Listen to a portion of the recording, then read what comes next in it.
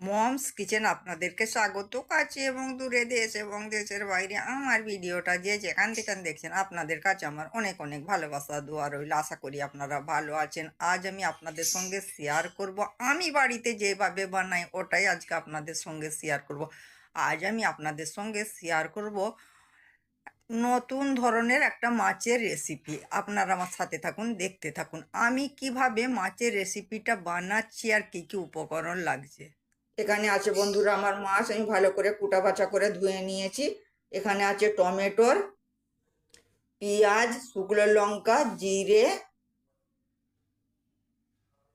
সর্ষে আর পোস্ত একসঙ্গে পেস্ট বানিয়ে নেব। আর এখানে আছে বন্ধুরা আমার রসুন আর কাঁচা লঙ্কা, এটা আমি পেস্ট বানাবো আলাদাভাবে। মাছটা আমি ভালো করে কুটা বাছা করে ধুয়ে রেখেছিলাম। এখানে আছে আমার ঝাল লঙ্কার পাউডার, হলুদের পাউডার, নুন, অল্প জিরের পাউডার, অল্প গোলমরিচের পাউডার মাছের মধ্যে দিয়ে দিলাম। আর এখানে আমি কাঁচা লঙ্কা রসুনের পেস্ট বানিয়ে রেখেছিলাম আলাদা করে, এটা দিয়ে দিলাম। দিয়ে হাতের সাহায্যে মেখে নেব।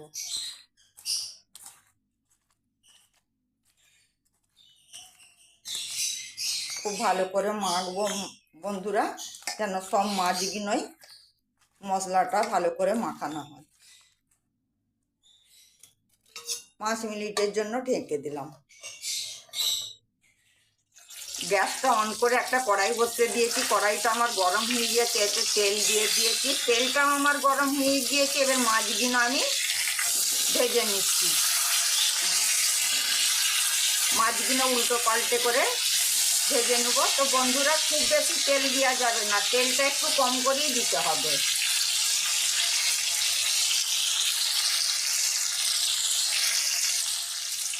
মাছগুলো আমার ভাজা হয়ে গিয়েছে।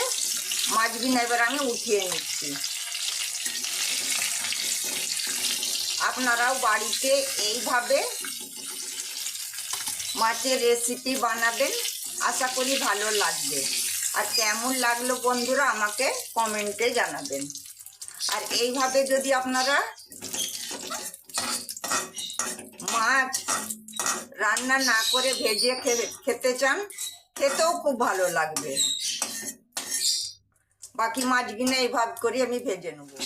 মশলাটা আমার খুব ভালো করে কষানো হয়ে গিয়েছে। মাছটা আমি দিয়ে দিলাম।